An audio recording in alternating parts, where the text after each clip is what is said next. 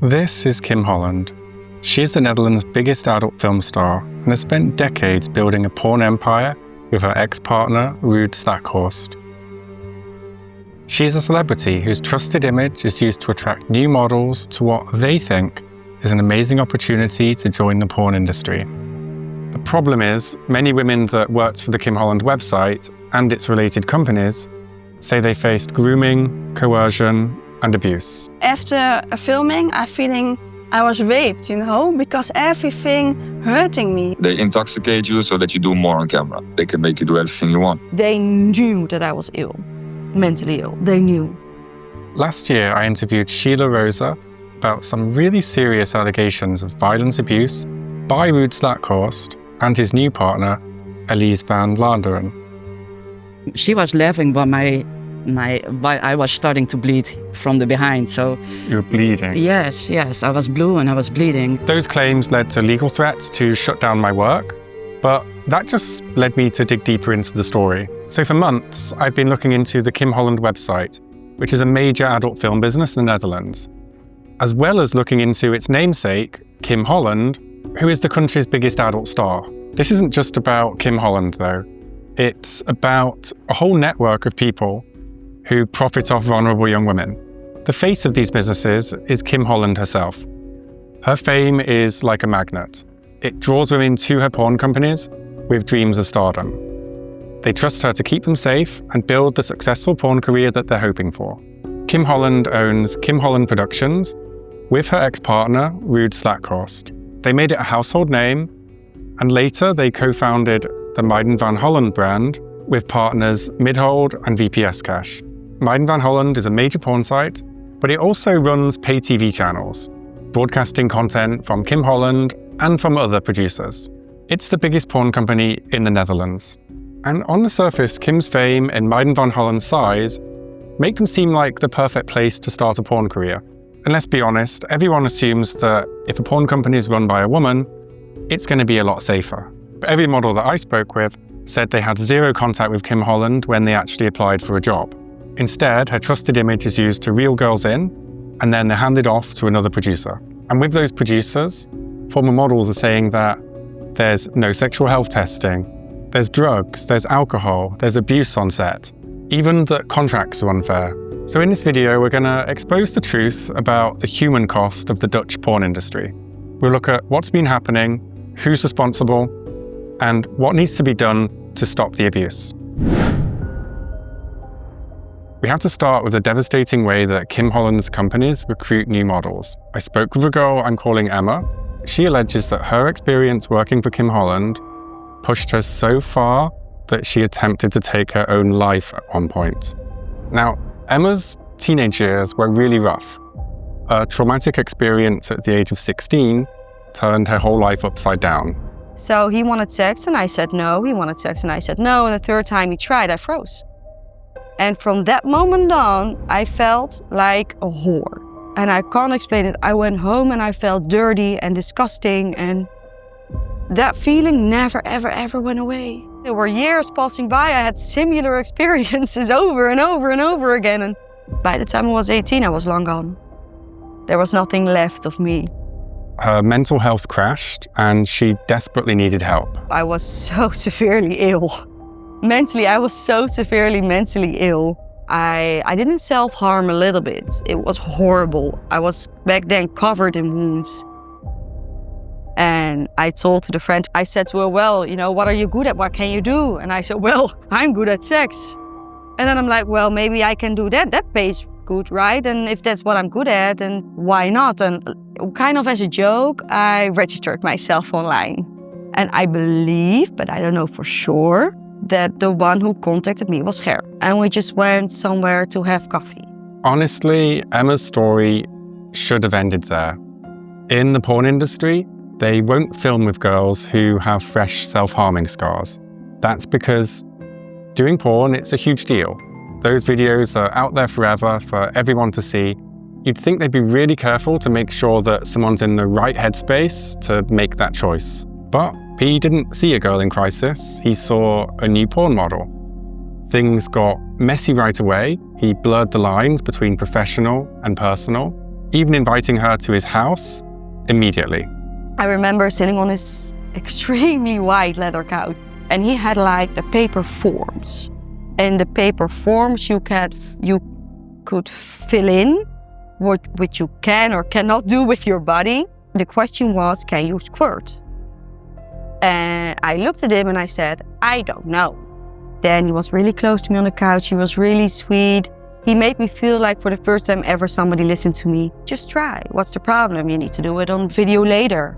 So let's just try it now. A few seconds later, he gave me the thing. He was standing behind me and he rubbed my shoulders. And then he started kissing me. You had to keep in mind that this was supposed to be a job interview. A producer or director should never try and sleep with the models. And they definitely don't need to do a test to see if the girl can squirt. In porn, that's completely fake. Everyone just drinks loads of water and pees. What he did was so manipulative. The producer was Ger Nieken, and he had a terrible reputation for wanting to sleep with models.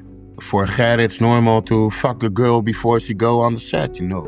Some models are, they don't have a problem with it because, I don't know, maybe they think it's normal to fuck with a producer. He made me feel so safe and so secure, and he made me feel like it was so normal, and that is what always happens. Ger Nieken was twice Emma's age. It's her boss.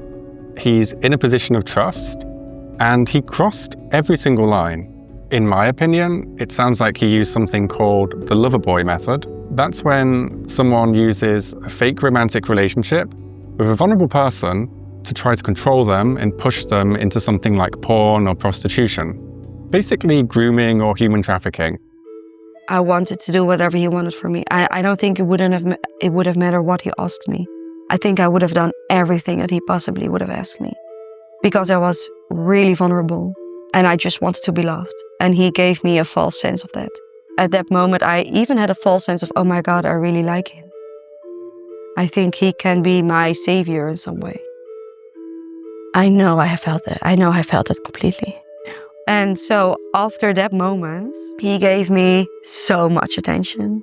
He texted me, he called me, he checked me. Yeah, you still want to do a shoot? And I don't know, because I felt so safe with him, I felt so safe completely. I did everything he asked me. And that's where it kind of went wrong. Ger's charm was all an act to hide how he was controlling her. And Emma's first shoot was a mess. On the first shoot, we started outside, which I thought it was weird because it didn't make me feel safe because, you were outside. We were in The Hague somewhere, I don't know where. And I remember the actor being late. And I even remember who the actor was. And the actor came finally with a huge can of Bacardi. And the weird part was, in that first shoot, the male actor also used drugs. I don't know if it's really drugs. It was poppers. I know a lot of people don't think it's drugs, but it is drugs, let's be honest. It is drugs. So in my first shoot, I have that, okay, so it's normal. First, we had a few scenes outside, and then we went back to Ger's home again. And there we did the first shoot. And first he took lots of pictures. And he showed me those pictures, I think, to give me more self-confidence because, if you have an eating disorder, you don't have a lot of confidence in your body.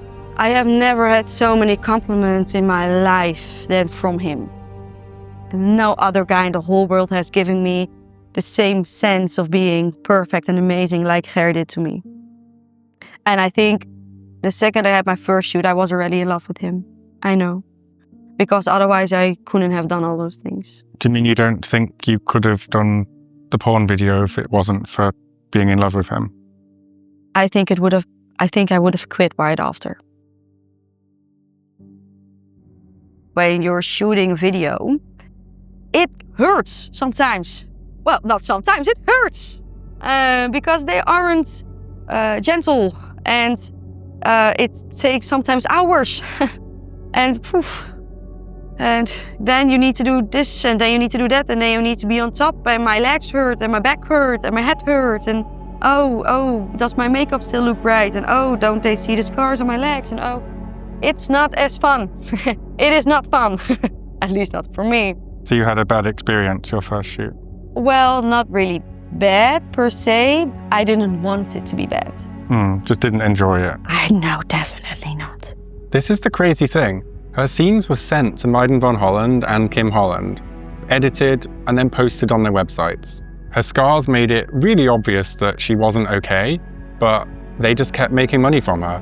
And to be fair, one of their producers stopped filming with Emma because they could see that she wasn't okay. She did a couple of shoots, then she was honest about telling us that she wasn't mentally fine and that she just needed a little break.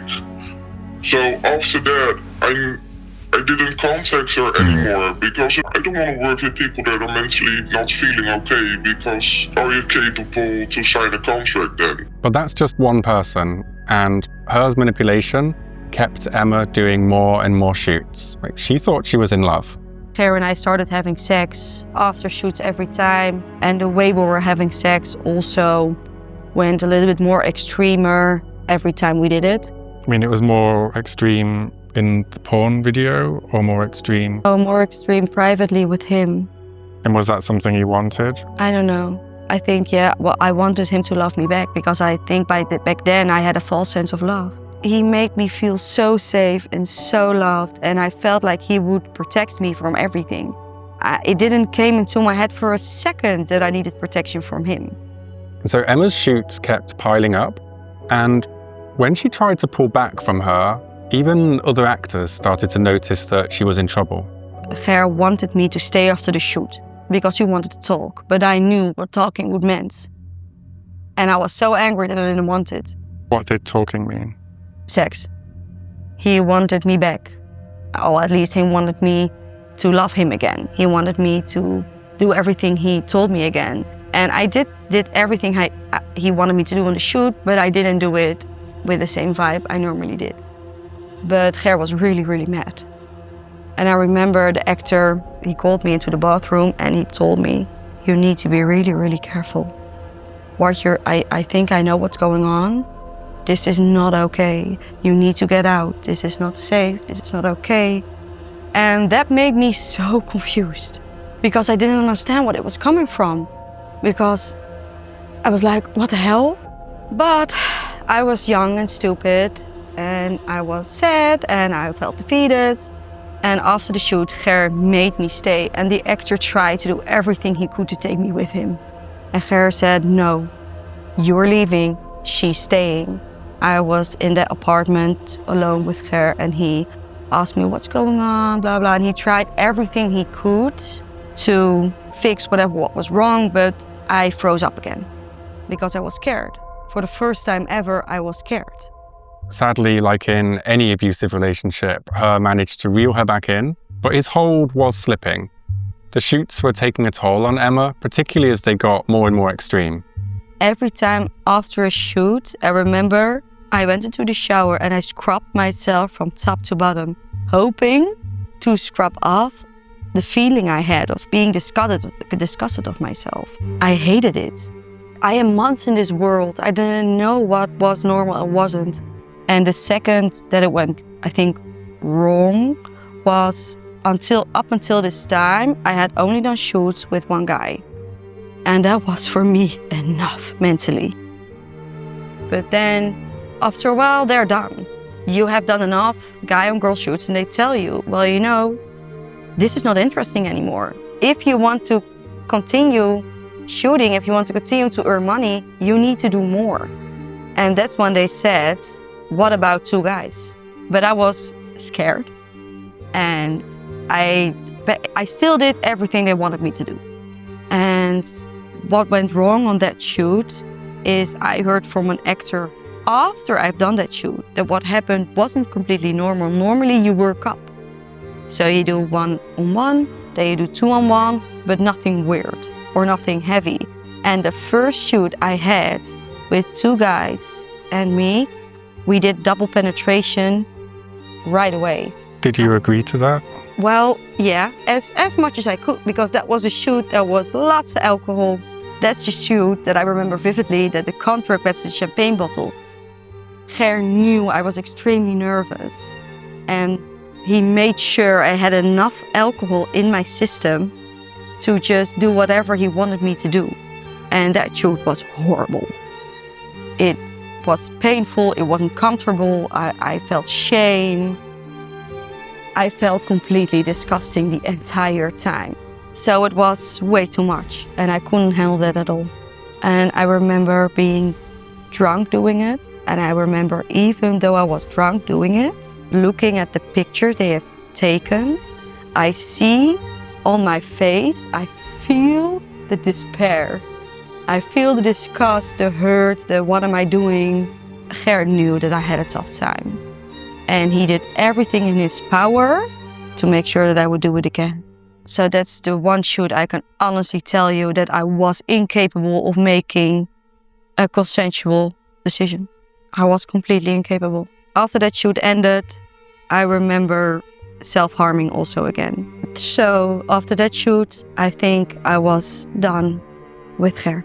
I think somewhere in that moment I felt like this is not okay for me anymore. It's so hard to hear this. Emma never should have been important to begin with, but this is where things get even worse. When Ger started losing control, he showed her off to his boss, Ruud Slakhorst, and passed her off to him.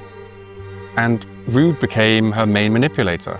I remember Ger telling me, hey, Ruud has seen your videos and he really would love to meet you. So let's just go to his penthouse. Ger brought me in and he was almost parading me, almost like he was giving me to Ruud. During the night there was lots of alcohol. Ger was standing behind me and holding me, and Ruud was standing in front of me, and they were just touching me and taking off my dress and stuff. The night is kind of a blur, I think, because it was a lot for me. I think I just dissociated. And especially considering this is like your boss's boss. So yeah, so I felt special, but I also felt, all right, this is what's happening. At that moment, I knew that Ger was giving me to Ruud. And that's exactly what happened. Ruud got the drugs, which Ruud loves lots. And the second the drugs came, Ger left. And that was it. And from that moment on, then I started having personal contact with Ruud. So that meant that Ruud took me to fancy dinners. He said to me that he really liked me and he wanted to get to know me. And I even remember that him telling me that I had a real future in this, that I could get higher up and that I have more than just being one of the other actresses. And I remember talking to Ruud and I said, I can't do this anymore. This is killing me. Ger is killing me. And Ruud said, well, that's okay. That's all right. I will keep you safe. You will never have to shoot with Ger anymore. Never, ever, ever. And Ruud would take her to dinners and then each time try to go a little bit further with her. Ruud took me back to his place. Time he started introducing me a little bit to what he wanted for me. He said, I see in you that you want to experiment more on the darker side of stuff. And then he started introducing me to what he likes for sex. And that was really into women being extremely submissive to him. So talking about restraining and whips and pain. It was pain-induced.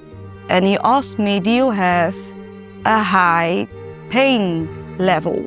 And I said, well, yeah, I did gymnastics when I was younger. I think I have a high pain level. And he said, well, let's just test that.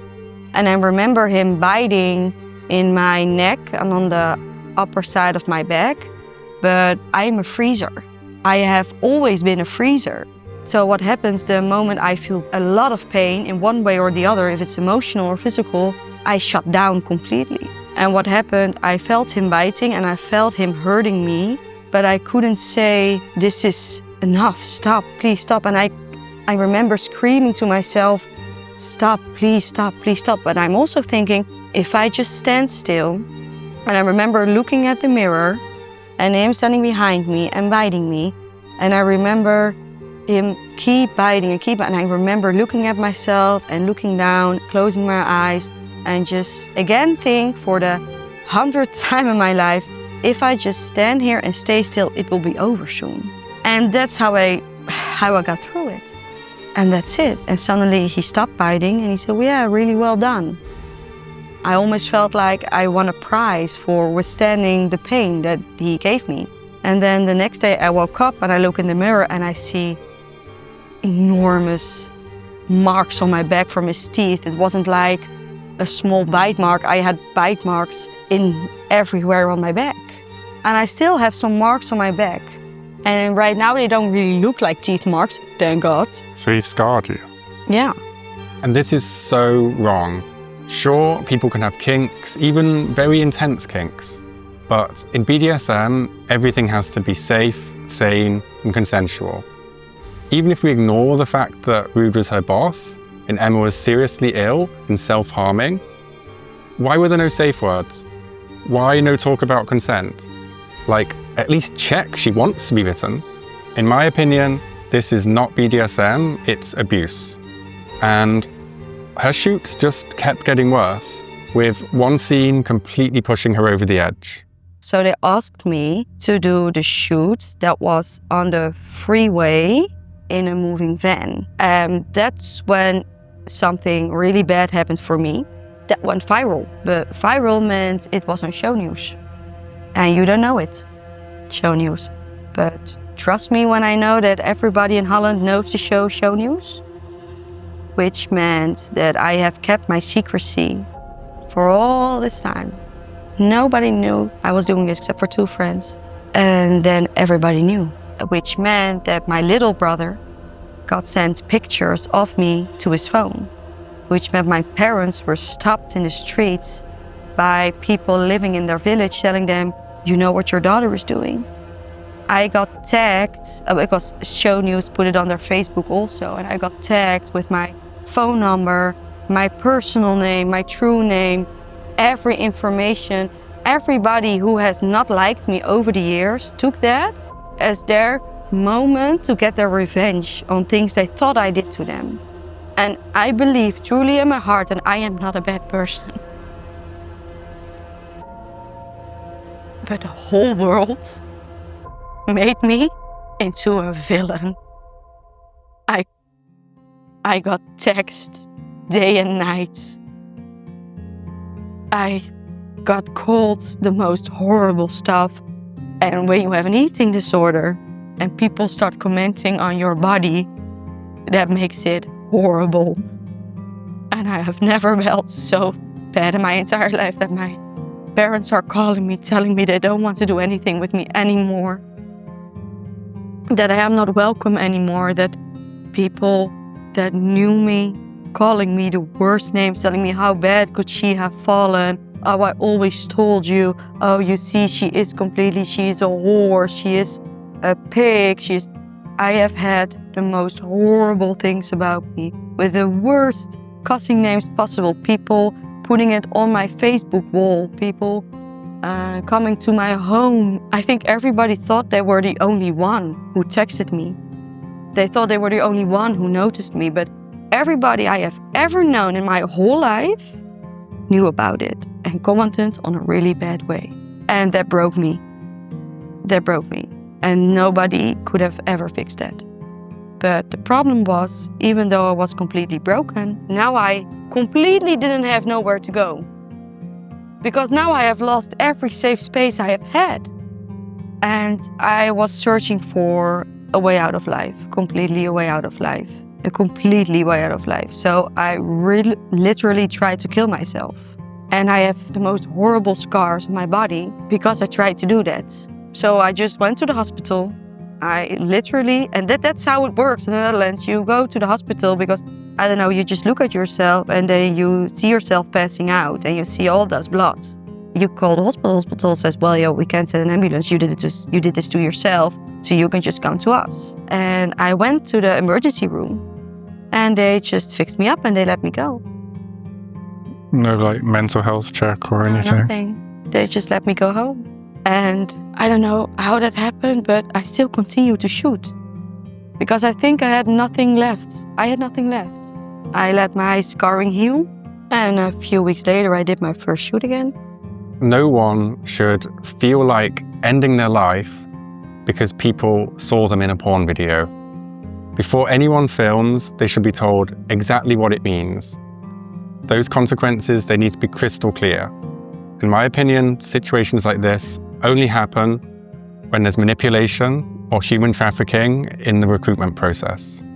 Emma was a young woman with serious mental health struggles, being emotionally manipulated, first by Ger Nieken, then by Ruud Slakhorst.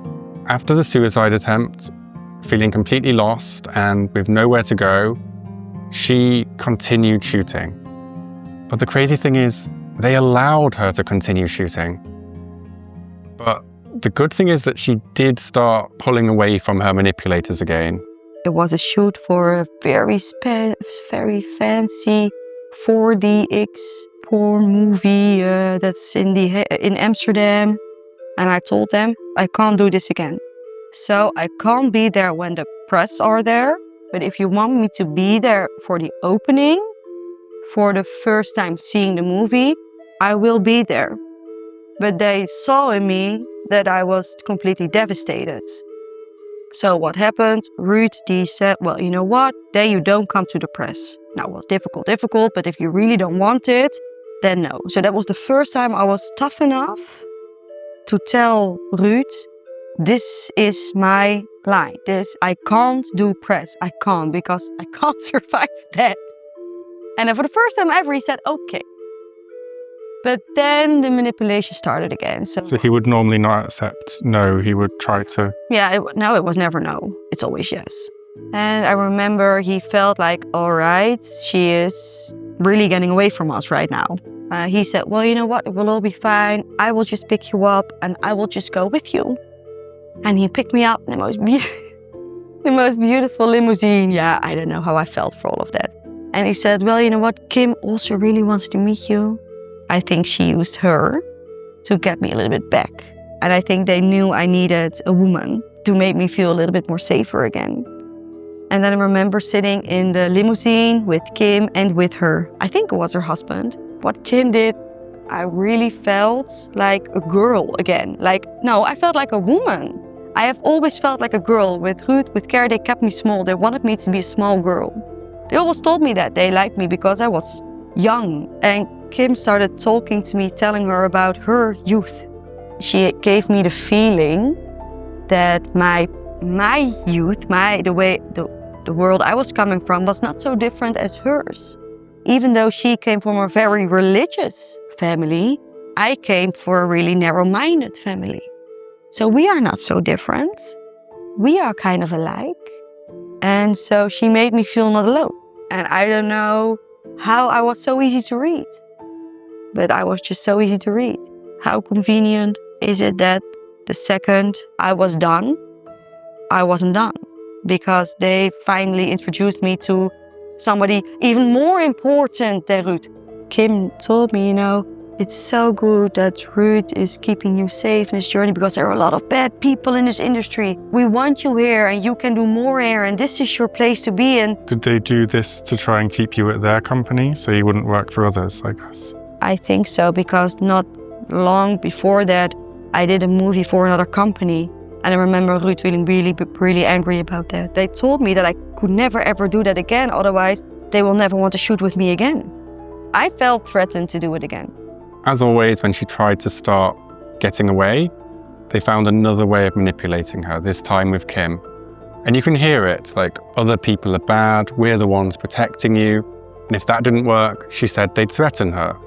And that's just not normal. If a porn company wants a model to be exclusive, it's really easy. You just negotiate an exclusive contract. Like, plenty of performers and companies do it. But getting that exclusivity through threats or manipulation, that's what a pimp does. That's what a human trafficker does.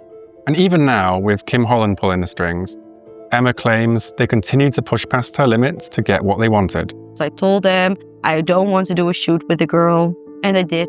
I don't know how they did it. They made sure I did a shoot with a girl. I don't know how. It just happened. But again, I'm a freezer. When they pressure me only a little bit, I cave. These were all negative experiences. And negative. Thankfully, Emma did eventually get away from these people.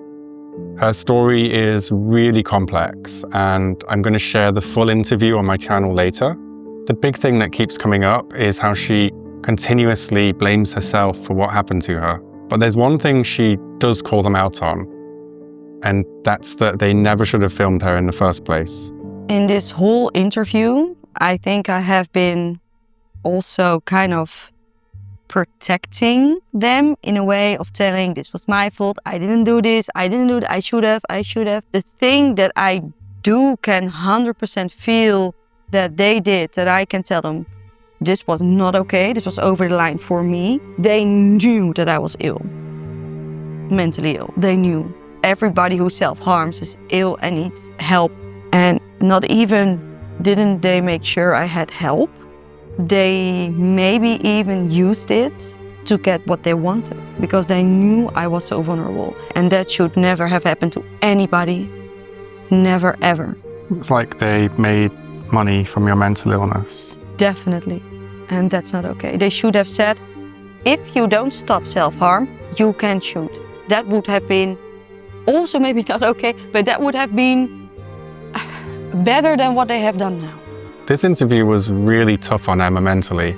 And at one point she reflected on why she agreed to do it. And she seemed still afraid of these people. If they could just look in the mirror for 1 second and put themselves into my situation, how I was back then, I hope they might learn a little bit. I hope they might learn what could have we done differently to make sure nobody else after me sits here with you. Because if I had a good time, I wouldn't have been sitting here with you. So something did go wrong. And if they would only just take a second to look to the mirror and know that I have truly no harm for them. Truly, truly. Because I am done, I am over, I am old, I am tired. But please just think that I needed this to close it completely. And I just hope they are... It's my anxiety. I just hope they aren't mad. Because I truly didn't do this out of spite. I did this because I needed this. I just hope they aren't mad. And I hope they don't contact me.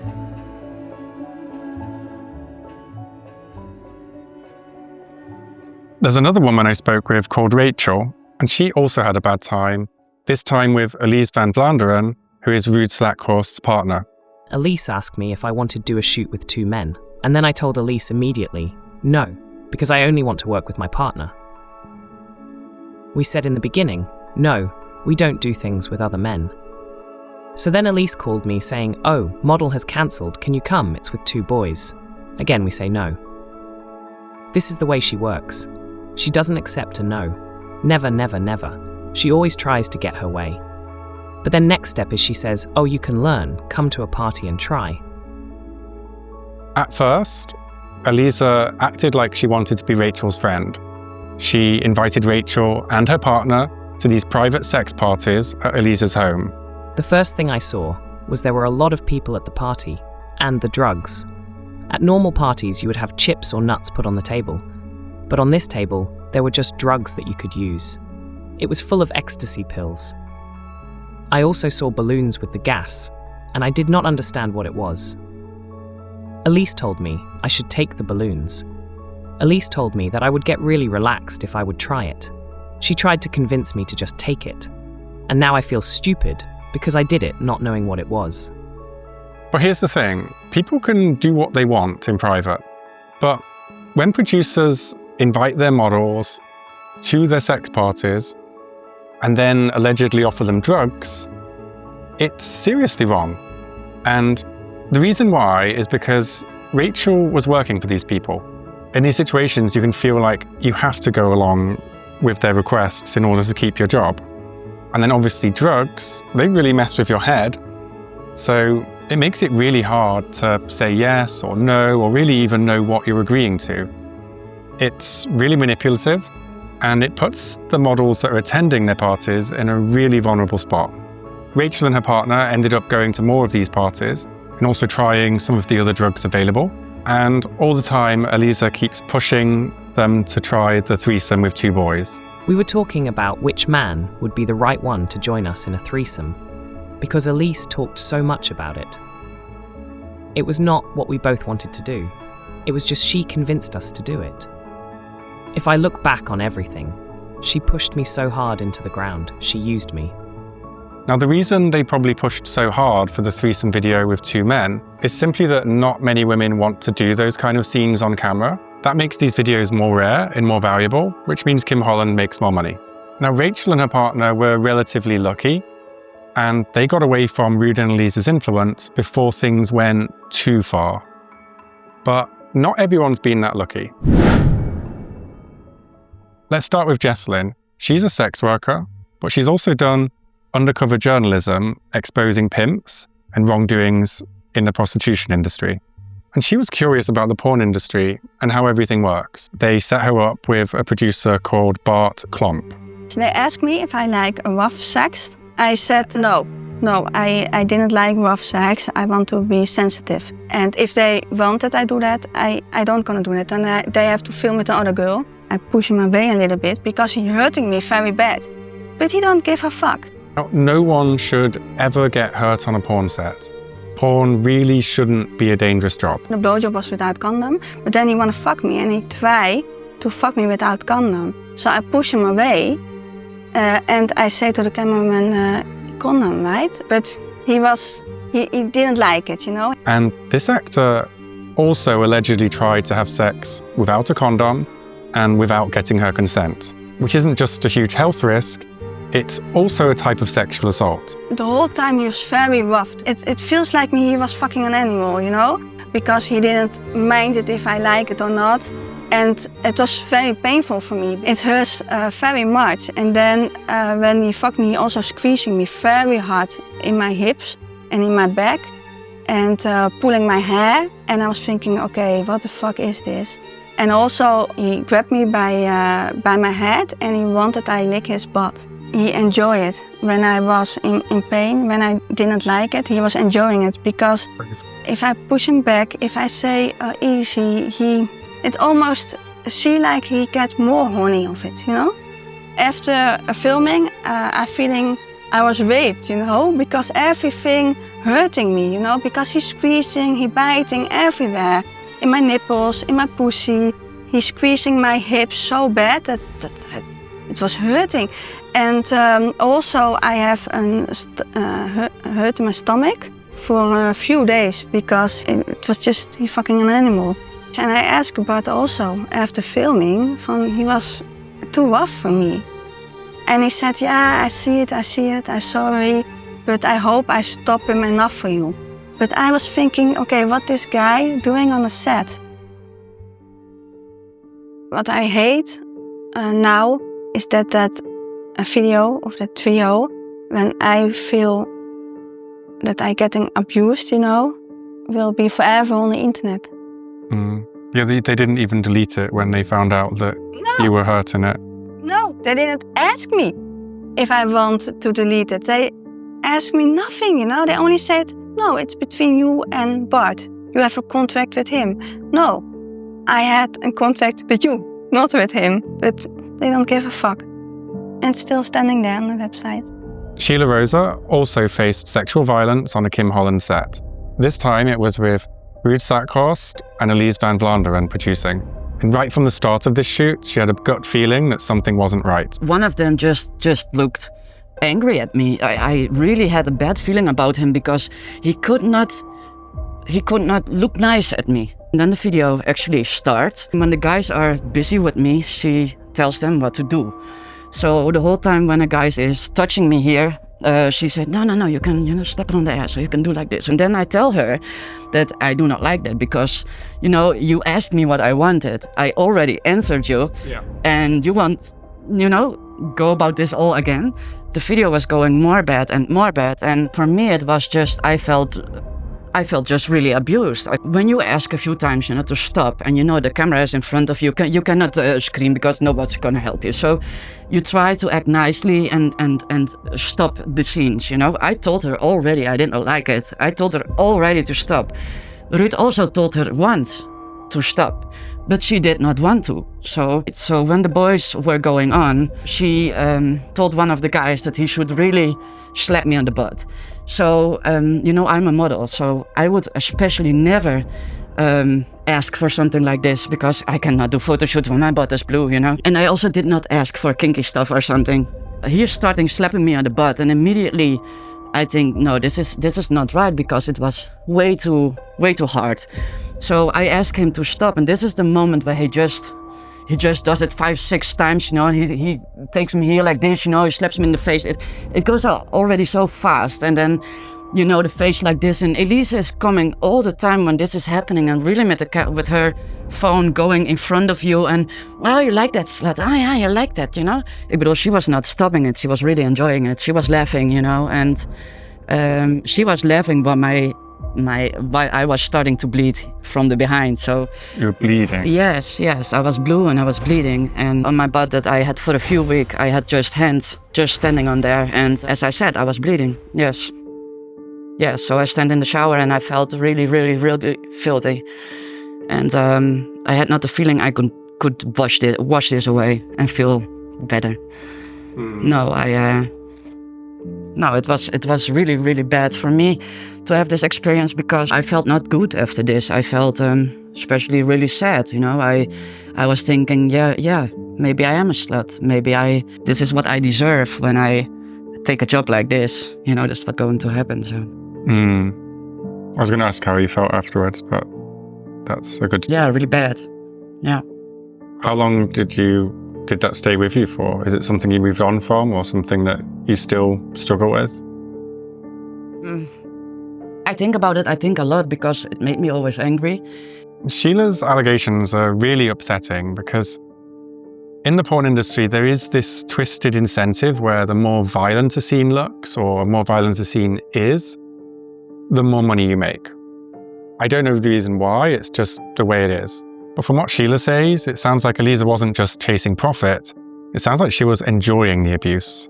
And a girl I'm going to call Hannah also had similar issues. Ruud and Elise ignored her boundaries, which meant the shoot was painful for her. The only thing I really don't want, I really don't like it if a guy goes like inside me and be like, immediately. I cannot take that. So she was even joking to him like, pay attention to what she says. And the moment we started, this guy was going, when he entered me at least, he was going very rough on me. I need a build-up or something to enjoy, otherwise it's painful for me. And immediately he went off, and my boyfriend saw it on my face. I was scared. It was my second shoot. I was just like, what the fuck's happening here? So I didn't want to speak about it. So because of this, my boyfriend couldn't get his dick hard anymore because he saw this happening with me. And he had the exact same thing, like, oh, we have to be professional because no one gave us, like, this is how you have to handle a porn shoot thing, Like, hey, we want to be professional. So he ended up not doing the shoot anymore because he couldn't keep it up anymore. And I was just, I'll just finish this. No worries, I can still take something. So I'll just finish it. I was just being the big girl because I thought I have to finish my job, otherwise maybe I don't get money. You never know. So I already told, like, okay, but be a little bit more gentle on me, please. And that didn't happen. He threw me up in the sky and was fucking me like that. And Elisa was filming that. And it was just my second shoot ever. And it was my first ever shoot with another guy. When I make these videos exposing abuses in the porn industry, people often ask me, like, why didn't these women speak up at the time? And this is the answer. Like, Emma, Rachel, Jesslyn, Sheila, and Hannah, they were all new to the industry. They didn't know how things are supposed to work because Kim Holland didn't tell them about industry standard practices like sexual health testing or clear consent rules. They hadn't worked for other companies, so they had nothing to compare it to. So you got to imagine they're just on set, they're new, they're naive, they're just trying to be professional. They're not wanting to rock the boat, not wanting to ruin their shot at having a career. Even Hannah's boyfriend didn't speak up, which just shows how tough it is to speak up when you're in a really bad situation. I think that's the main problem.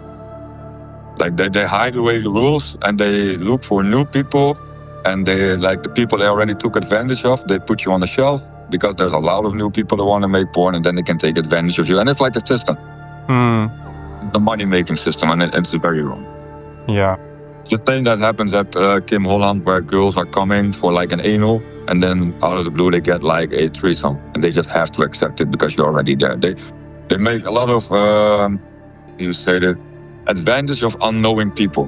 The producers hold all of the power, and the new models are terrified of getting a bad reputation and losing their chance in the industry. They're just trying to survive it, trying to get through it. And Kim Holland, they take advantage of that.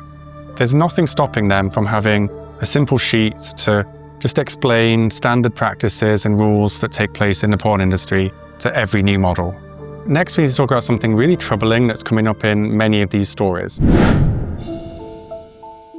Alcohol and drugs are allegedly used to relax models, pushing them to agree to things they'd normally say no to. And that's a pattern I'm hearing again and again. They bring you under the influence, they intoxicate you so that you do more on camera. Oh, you think? Yeah, I definitely think, yeah. Because I heard from more girls that it always goes like that. They involve alcohol, they try to release the tension a bit, and then they can make you do everything you want, basically. I was very nervous. They say every girl who comes in here, is nervous. And I could sit there on the table and alcohol was already there. I had a moment that I said, no, I don't drink. But it was too easy for them to push me in this way from, yes, you're so nervous. You want to make this video, right? You cannot go like this. So they pressured you into drinking? Yes, they did. I did not finish my drink and I looked and Ruud was pouring my glass some little more. And then I was thinking, but I already told you I did not want to drink. Now I drink one, now I need a second one. I had maybe 1.5, but that was when it already started working and I thought maybe there's something slightly different to this alcohol. So there was always alcohol on the set because they also ask you, what do you like to drink? I even have a movie with Kim Holland where you can see that there were glasses with wine just on the table. He made sure I had enough alcohol in my system to just do whatever he wanted me to do. And that shoot was horrible. I was incapable of making a consensual decision. I was completely incapable. It was normal that people can drink alcohol or something, And what I know for sure is that there is always an opportunity to smoke outside, and you could smoke your joint or your marijuana. And I see that a lot. The cameraman said, you are the first girl is not using drugs or alcohol before filming. If you are a little bit nervous, maybe you can drink something or you can take something. And I said to him, no, I'm fine. But he said almost 10 times to me that he think it was very strange that I don't use anything before filming. In that first shoot, the male actor also used the drugs. What drugs? It was poppers. I have made a movie years ago with a girl and the movie is not published because the way she looks out her eyes and the way she talks and the way she does, it was like, no, we cannot put it online because this is fucked up, She's high from the coke or I don't know what, but she was really fucked up. There was a time when I was shooting there that we went downstairs to make a movie in the basement. And there were ecstasy pills behind the coffee machine. A lot of ecstasy there, yeah. So I said to Ruud, wow, you had a party last night. And he was like, oh, didn't Elise clean it up? And I'm sorry, so I definitely saw drugs there, yes. We had alcohol on set. One of the other actors was under the influence of ecstasy. How did you know that? Because Elise told me, he walked in, and the first thing she said was yeah, I told you not to use ecstasy, but you already done it, so what can I do now? And then we continued to shoot. Because I had a threesome, it was me and the guy on ecstasy, and I was like a girl. Well, it was very strange. I don't know what to do. I'm just here to make money, I just go in. I really want to explain why this pattern of using alcohol and drugs on Kim Holland sets is such a big deal. I'm sure most people are thinking, oh, a drink or two at work sounds fun, or oh, you'd expect everyone in porn to be drunk or on drugs. But porn isn't some shady, illegal business like drug dealing. It's a legal workplace. Imagine any other job. where the boss hands out alcohol or drugs to help employees relax so they'll do things they're not comfortable with. Like, you'd never get away with that. It would be a huge scandal. I mean, in other jobs, you'd be fired just for showing up drunk or high. Like, you'd definitely not be encouraged to do it. And because it's porn, the problem of being intoxicated is even worse. Alcohol and drugs lower your inhibitions, meaning they mess with your ability to make clear, free choices. And that makes real consent impossible. If someone's tipsy or high, you can't guarantee that they really mean yes when they say it. Like, every porn company knows this is a huge risk. Most have very strict rules against substances on set to avoid legal trouble for themselves and, of course, harming their workers. But at Kim Holland, these allegations suggest that they're ignoring that, and it's putting models in situations where they can really be taken advantage of. We've talked a lot about the serious allegations of abuse at Kim Holland in Meiden van Holland, but now I want to step back and look at how these companies are run. So in this next part, you're going to hear about how they're getting the very basics of running a porn company completely wrong. We'll start with something crucial to the porn industry, and that's sexual health. It's a really big deal, especially since HIV hit the porn industry in the 80s. Most porn companies in Europe and America follow an extremely strict rule, and that's that every performer has to be tested for all STDs at a lab, in person, and those tests can't be older than 14 days when they shoot a scene. Like, that's the standard that keeps everybody safe. And was there any sexual health testing? No, never. Never. Never. No, because we didn't know how testing regulations are in porn. I asked this to Allege, and she was like, oh no, we are using a condom for the fucking, so you don't need a test. We're only doing without condom for the blowjob. No, they didn't. And also, I didn't know if the actor have a test. I still brought my test, so I hoped so I can show the test to the actor, and he would show his. But she did not even want to see mine. He did not brought his, and she said just it was not important for the first shoot. We could all do it next time. They also never asked to show any test results. Never. Even the girls who were shooting with us never showed us a test result. Yeah, and I really, really hate the fact that I saw the interview with Sheila. And she also was saying that she never had to show her test results. And then I heard that they were telling we always need test results for models, and I was like, no, now you're a liar. So and that's why I wanted to contact you and speaking up. Now, Kim Holland producers claim they don't need to use testing because they're using condoms. But here's the problem. Condoms are not being used for all sex, and condoms don't stop all STIs, like syphilis, for example, which is spread through skin contact. Plus, they're not even using condoms properly. He fucked me and he fucked the other girl, and then he want to fuck me again, but I want to do a condom switch. And they all look to me from why, you know? They all look to me from why. I asked, but I was thinking that's strange because she's a sex worker, I'm a sex worker, we have a lot of sex. Maybe it's healthy to switch the condom. But it gets worse, and allegedly on some shoots, they're showing a real reluctance to use condoms at all. They do not care about your health. They do not have lots of condoms there. They ask me maybe about 5 times if I even could do it without. The blowjob was without condom, but then he want to fuck me and he tried to fuck me without condom. And it's practices like this that put the entire porn industry at risk of outbreaks. Oh yeah, there has been an outbreak because one of the couples I also did a scene with called me the week afterwards like, oh sorry, by the way, we have chlamydia, maybe you should get tested. But everyone else in Belgium had chlamydia outbreak. And I'm not saying that testing is a panacea that will stop all outbreaks. Like, STIs are always a risk in this kind of work, but testing is the best way to reduce those risks. If you care about performers' health, you just have to do it. Skipping it spreads disease, and it can even force the entire porn industry to shut down if there's a more serious outbreak.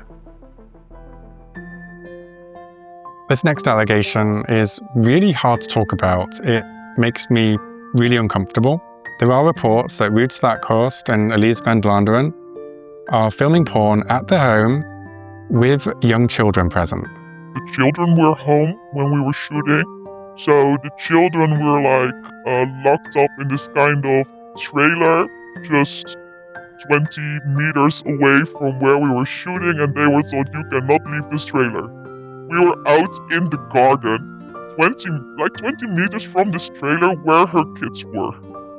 I was not comfortable with that at all. I'm not 100% sure, maybe around 10, 12, something like that.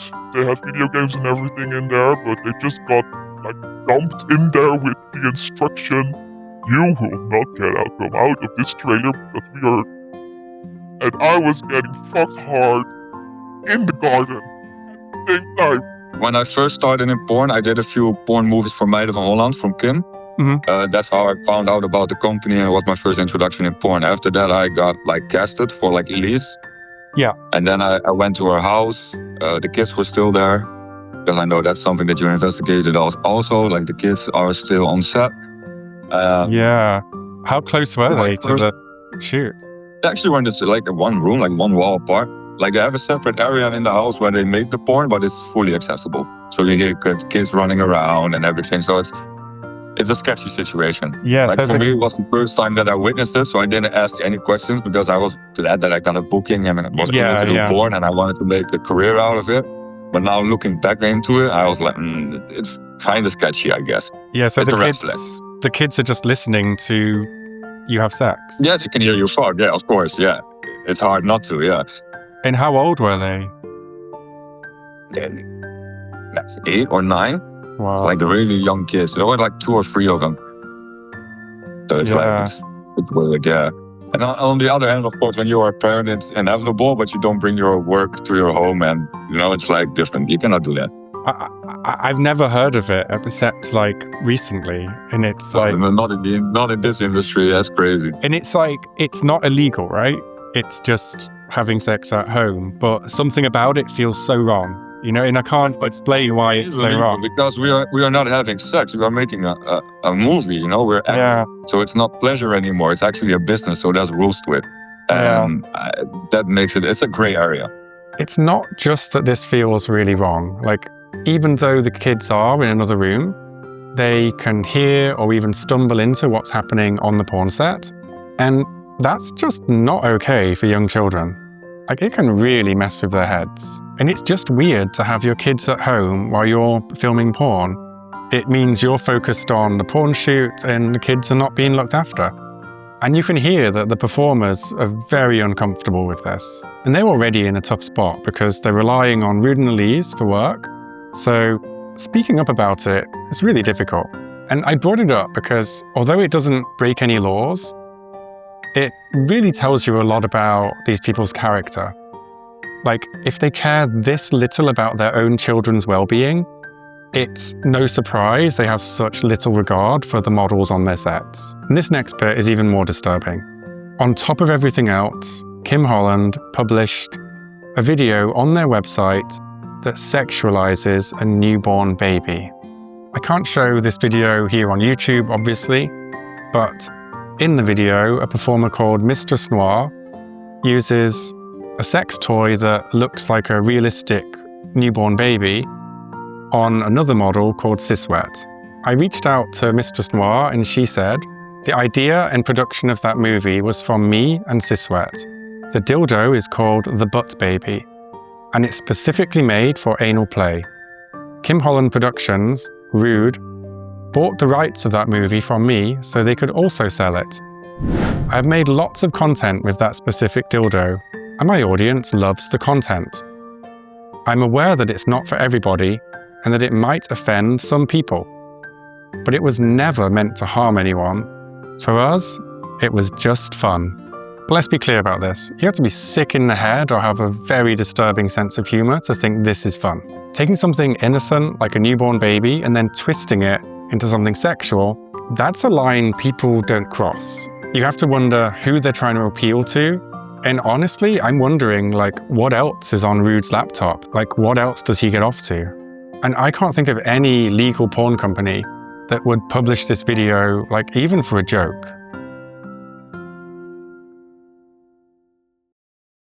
Just like most porn companies, the way Meiden van Holland and Kim Holland work is they edit and publish the content, and they tend to hire freelance producers to make their content. In my opinion, a key reason why there are so many problems at these companies is that they just don't seem to have any oversight of the people making the content. There seems to be no one on set to make sure that processes and standards are followed. I'm not even sure there are any processes and standards.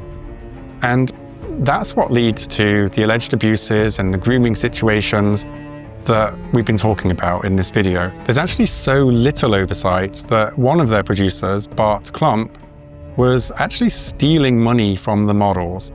And Meiden van Holland had no idea. He was always bragging about his big car and going on holiday to Bali and everything. Well, I can imagine now how he could have faked that. I put everyone in a big group chat and let them sum up everything they still need to get paid. Only from one couple, it was already 10K they were missing. Yeah, and that's just the people that you spoke to, because they shoot a lot of amateurs, don't they? And there's just no way of contacting a lot of them. Meiden van Holland could have done that, but they didn't, of course. No, of course not. And that was what I was most furious about, because also a girl that was in the group chat said she was sexually harassed by him. Another company that was using Bart put everything right, cut ties, and paid the models what they owed, like straight away. With Meiden van Holland, it seems like they dragged their feet, and it was like they didn't want to fire him. So, Posse immediately stopped working with him, which I was very fond of, because they were just like, send us everything and we will pick this up internally. And very quickly they already said, we will not work with him anymore. Meanwhile, Meiden van Holland was taking a longer time, and in that time, Bart was still making films for them, even though they knew he robbed us from our money and he harassed people sexually on set. He was still active and even asking the people who he stole money from, hey, can you maybe shoot today? I was really freaking furious, of course, when I heard that. And then Kim got involved. I have never met Kim. I have no clue who has contact with Kim. Even though I was working for Meiden van Holland for 2 years or something, she was unreachable. I was like, Kim has to know that this is happening in her company, because it's her name everywhere. I want to know how she is feeling about it, because I saw so many interviews about her, like that she's like the mother of the whole Dutch porn industry. I had never met her, so luckily, through contacts and everything, Kim got involved, and I got a face-to-face meeting with her, where I could finally sell everything I was not okay with what had happened. I got the question from her, is there any way that you can work with Bart again? What will it need from us that you guys will feel comfortable again to work with him? Eventually, they did the right thing and fired Bart Klomp, and Meiden van Holland agreed to hire some trust officers. The idea is if there's problems on set, they can report it to the trust officer, and then they can take steps to rectify it. The people that they hired as trust officers were some of the models that were complaining in the WhatsApp group, and that seems to have put a lid on the situation for them. An optimist would say it's really good and they hired victims to make things better, and a cynic would say it's funny how putting victims on your payroll kind of shuts them up. I do think it's a good thing that they have appointed some people in this role. I just hope that they're truly empowered to improve things. The problem is there is still quite a lot of reports of issues at Meiden van Holland, and some people in the industry are concerned that the trust officers are only there to give cover to the company. From what I'm feeling, and also because there was still a lot of things happening, because also those people were driven like they were going to do this, and they discovered even more than I even did, so there was already a lot happening out. And through social media posts, I saw how some things were getting shitty and shady again. I just feel like they might be puppets. Another huge issue at Meiden van Holland is the contracts that they make performers sign. It's honestly shocking how bad they are. First, there's a contract from 2015 where there's a clause that's really coercive. It says if a performer backs out of a shoot, doesn't want to sell the footage, or stops the company from using it, then they could be hit with production costs or even charged for the company not making a profit.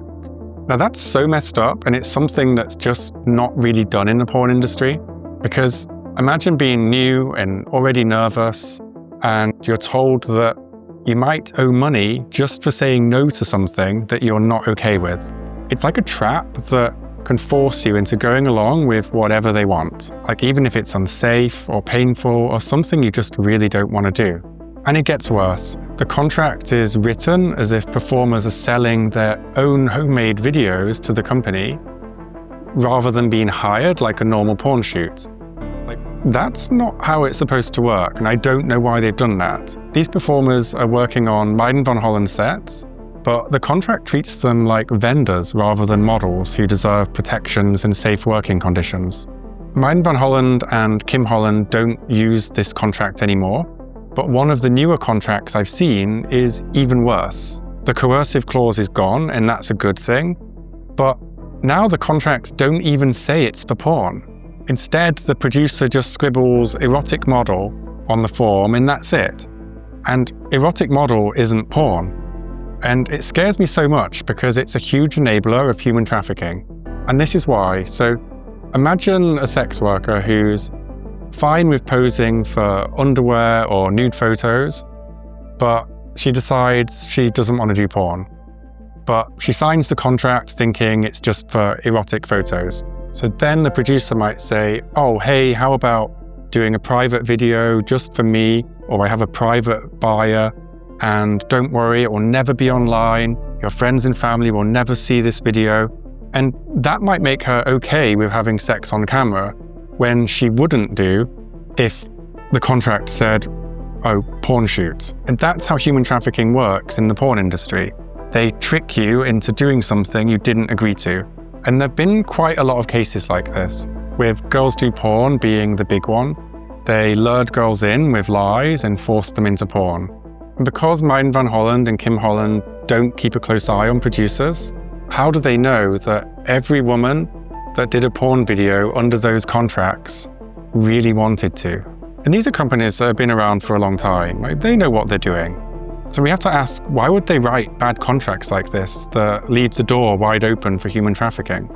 Especially when proper porn contracts are standardized and you can download them for free online. In the final part of this video, I want to look at what, if anything, can be done about all these problems at Meiden van Holland and Kim Holland. First, it's important to point out that in most countries, online porn is regulated by Visa and MasterCard. And the problems at these companies are so serious, I'm certain that if they were in the US or another European country, they would have been shut down long ago, or at least forced to change their ways in order to stay in business. But these sites are using a local Dutch payment provider called Ideal, and they just don't seem to have the same standards as Visa and MasterCard. And as well as that, most of the money that these companies are making comes from their adult TV channels. In my opinion, Ideal and the TV platforms that are selling this content, they really need to wake up and audit the content that they're selling, because it looks likely that they could be broadcasting non-consensual content. The first thing they need to do is go through every video that they broadcast. I need to check the contracts are in order, and also make sure that there's IDs for every model proving they're over 18, because these companies don't seem to be very good at paperwork. I actually contacted Ideal and all of the TV platforms that broadcast their channels. No one would even tell me if they have a process for vetting adult content. One interesting thing that did happen though is I noticed since then quite a few videos have been deleted from the Meiden van Holland website. In the comments, I've included links to all these TV channels, so if you're concerned, you can write to them and tell them how you feel. When I contacted Meiden van Holland, they did not respond fully to the allegations. I started a conversation with a guy called Tommy Hocker. Now, this is an interesting guy. He was actually working at Meiden van Holland with his dad.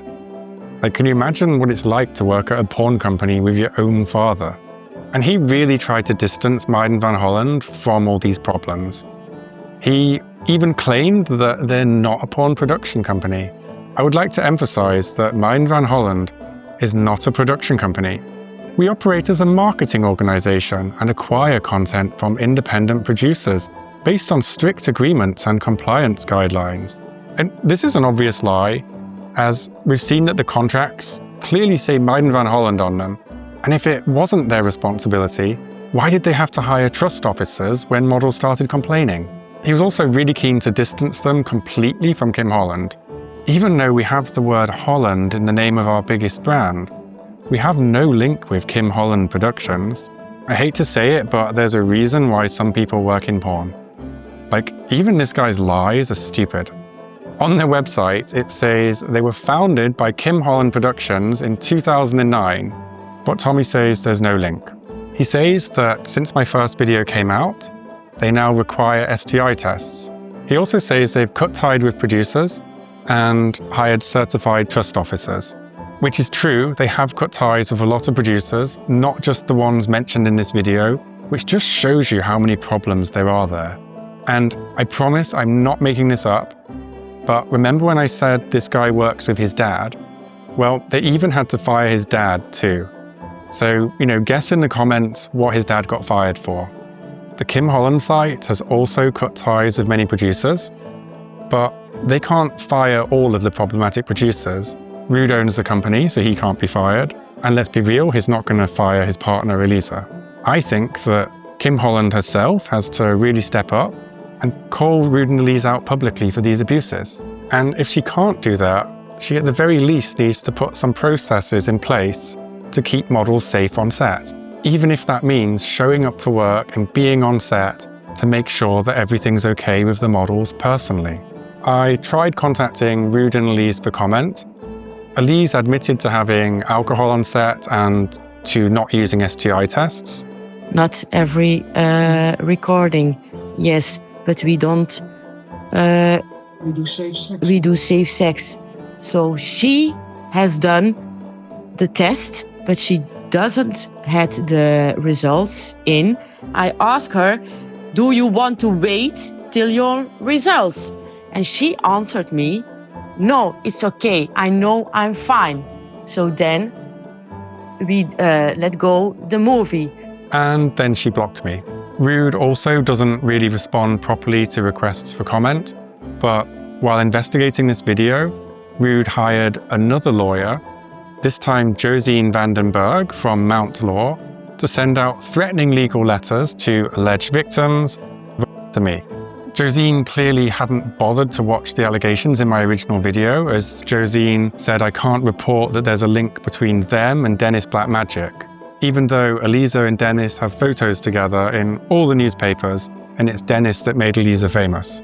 But I can't report on that because it's not real. I would think that if I was a lawyer, I would at least check if what my client is saying is true before I start sending out threats to people, especially when those people are alleged victims of sex crimes. Another odd thing about this was when Ruud emailed me to tell me that he has hired a new lawyer, it was at 3 a.m. on a Saturday night.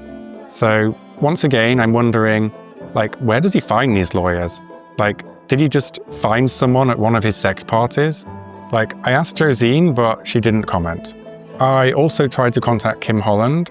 She hasn't responded to any of the allegations yet. I was given Kim's number and started a conversation with her, but then it turned out that I was actually talking to Mark, her partner, who was impersonating her.